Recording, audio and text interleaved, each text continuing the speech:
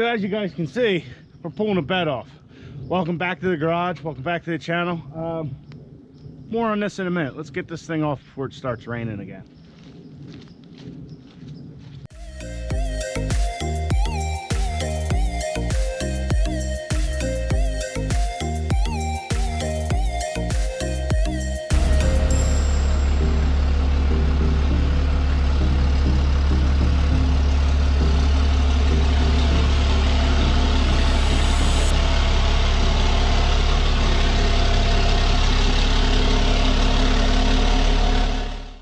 Well, there she is. The bed's off, and I don't think that this truck is going to be out of the garage at all this winter. Well, at least not under its own power, that's for sure.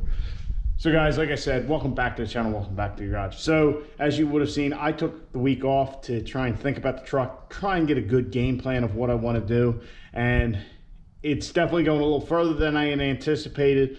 But that's just going to be how things roll. So hopefully we can get this done, you know, come April, May, but we'll have to see. If you thought this thing was gutted before, wait till you see it when we're done with it. But that being said, we're going to try and tackle the cage ourselves and just try and do all that. We're going to be doing some switching with our electronics. We're going to be going to a different ECM. So basically any wire in this truck, we don't have a use for anymore. So we're going to get into that, all kinds of stuff. But the big thing, I finally made a decision on the engine. We're ready to rock and roll. They're going to start on it here shortly. But I decided to go with Freedom Racing Engines out in Indiana. The reason for this, I called a multitude of different people who build engines who are known for, you know, doing these high horsepower Cummins and whatnot. And I told them all the same thing. Here's where I'm at. Here's what I'm looking to do. What can you do for me? You know, what's the best way to go? And we'll dive into all what we're doing with the engine and all that stuff when that time comes. But I chose to go with them because I liked what they had to say, and they actually steered me in a little bit different direction than I was really anticipating going. But I think it's the right move to make. But it's just going to be a completely different setup. Basically, this truck will never run with this engine again, as I foresee it. So now that we've decided that you know, what we're doing engine wise, we can get into pulling this thing apart and pulling it out of the truck. So that being said, an engine like this 6.7 Cummins, you know, in good running condition, which it still is, fires right up and everything, core charge of one of these is $2,500. Well, I think that if this engine's healthy, I could probably get a little more than a core charge out of it. So that's where we're starting tonight. We're going to pull the valve cover, pull the rockers, pull the injectors, all that stuff, and we're going to do a compression test. So we're going to compression test all 6 cylinders, see where the engine's at, see if it's healthy, and if it is healthy, I'm going to try and sell the engine. I have no idea what I'm going to want for it or anything like that.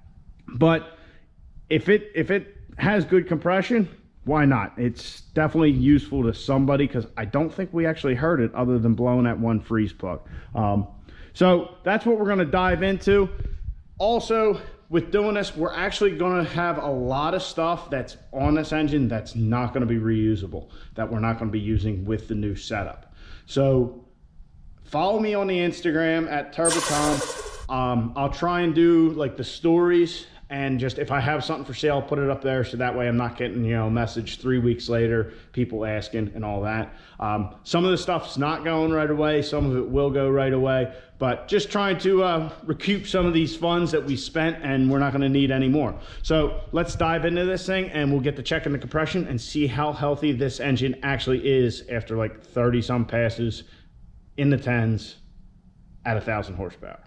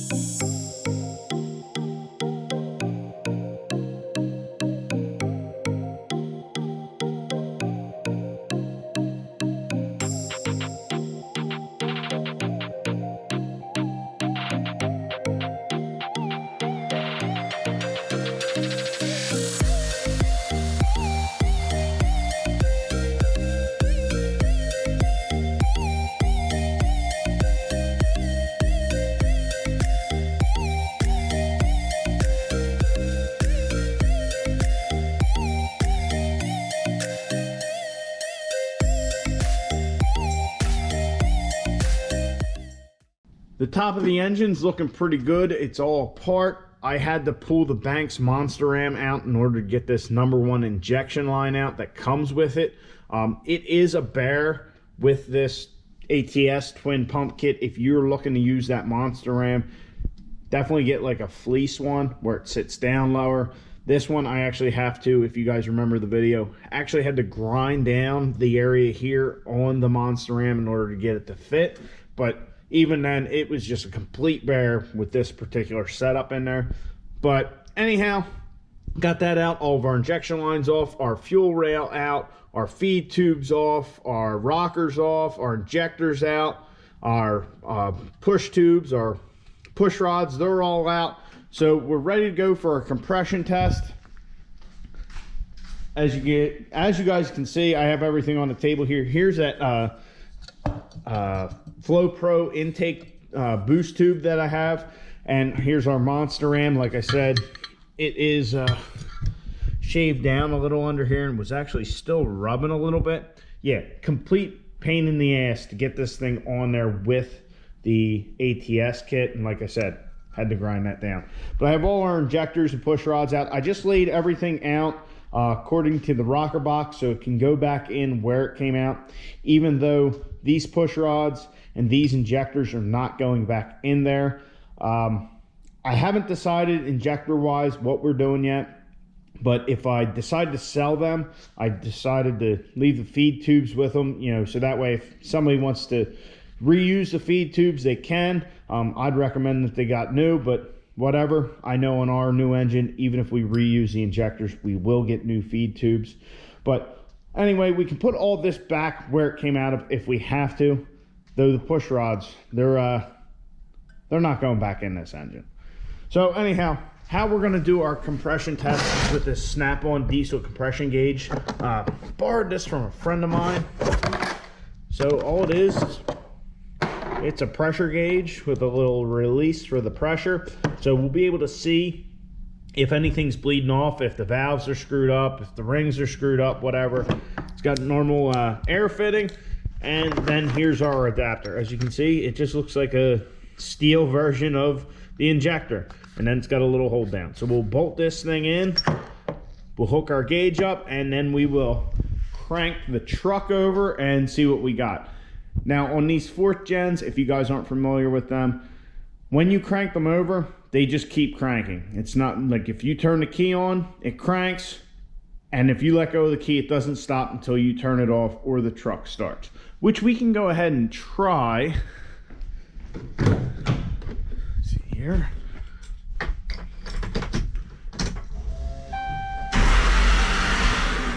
Oh, I forgot to unhook the air dog. I did unhook the fuel line, but I forgot to unhook the air dog. Yeah, we don't need that on. But as I said before, it just keeps turning over till it either starts or you turn it all the way to off. It's not like a traditional key setup where you turn it on and it cranks, and if you let go, it stops. I don't know how like a 3rd gen is, but that's how a 4th gen is. I got to clean up the fuel mess that I just made, and we will start our compression check.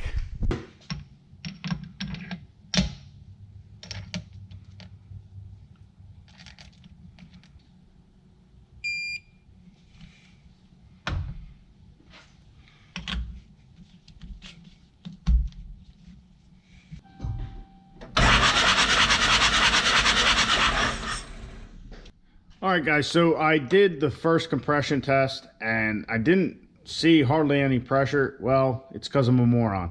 Wasn't thinking about it. I figured, you know, if I take the rockers out, which I had to anyway to get the injectors out, at least the one rocker, then I would see exactly what I wanted to see. Well, not thinking, once you plug this hole, there's no way for air to get in there. So I need to put the rockers back in, and we'll have to do each cylinder individually. Yeah. Something I completely didn't think about, but we'll put the #1 rockers in. What we'll do is I'll just put the push rods and rockers in on the cylinder we're doing, leave the rest open, and we'll go from there and see how we make out.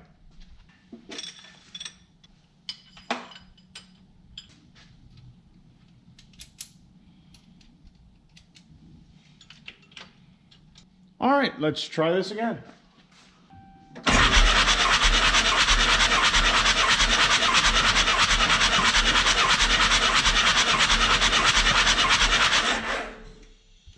All right, well, that doesn't look too shabby to me. It was about 440, 450 when I got over here. Doesn't seem like it's leaking down too bad. I don't know if there's actually a check valve in this thing or not. There might be. Let me look. All right, so we're about 440, 450. There is a check valve in this thing, so we're not going to be able to see if it leaks down. But yeah, we got good compression. Now there we go. All right, now let's move on to the rest of the cylinders. Got 450, 440 on number 1. Wonder what the rest look like.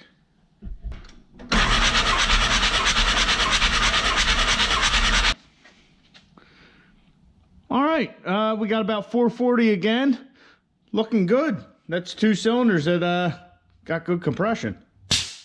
All right, moving on. All right, number 3. Just a hair under 440, it looks like. Still pretty good. Now that I'm on to the 3rd cylinder, I'm realizing that I probably should have just left the whole valve train intact because oil's just kind of splashing everywhere, but it's not really a big deal in our case. All right, on to 4. Oh, 4's really good.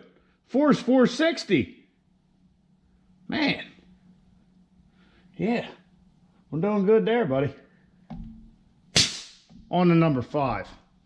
So there's a little problem here on number 5 cylinder. I don't know.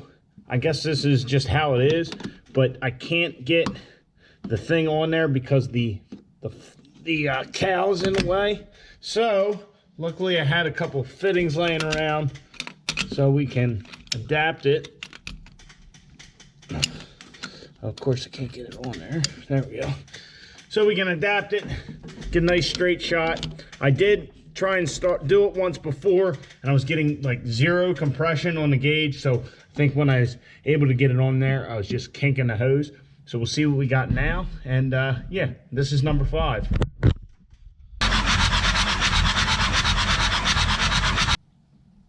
Number 5's reading about 390. Let me see if I can reset this thing.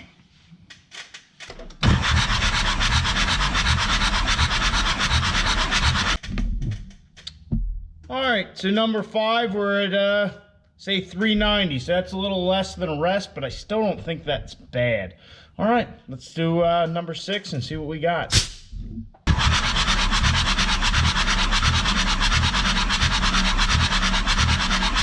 So, number 6.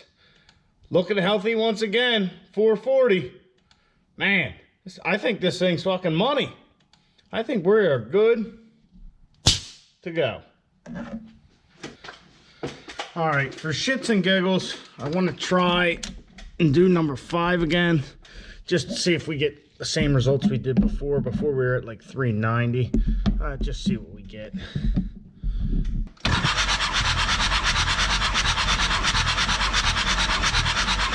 All right, so we got the same thing, about 390 on number 5. So number 5 is our weakest cylinder, but our strongest is 450, and that one is 390. I don't think that's bad at all. Yeah, let me get this thing cleaned up. I'll get back with you. Everything's all cleaned up. The compression tester is ready to go back to my man Dan. Yeah, so we got the whole valve train apart and out of the truck. I haven't decided exactly what we're going to do from here. What I'm thinking is I will probably put the stock push rods and the valve train back in and do the valve lash, just so that way if somebody does buy the engine, it's all ready to go.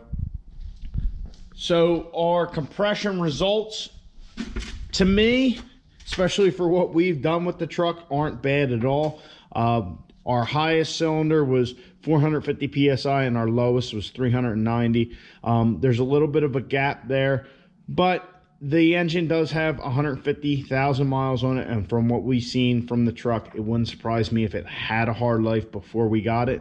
So I don't even know if what we did any damage to it. It might have been that way when I got it. I don't know, but yeah, all the cylinders have plenty of compression. So, and it starts right up after sitting. I'm very happy with the results of that. And another thing that we found out was we have very good oil pressure. As you can see, the hood is just covered in oil. And this is after sitting for half hour or so and dripping down on everything else. There's a lot of oil all over the place. So a couple things we learned tonight. When you do a compression test, you have to have the rockers in.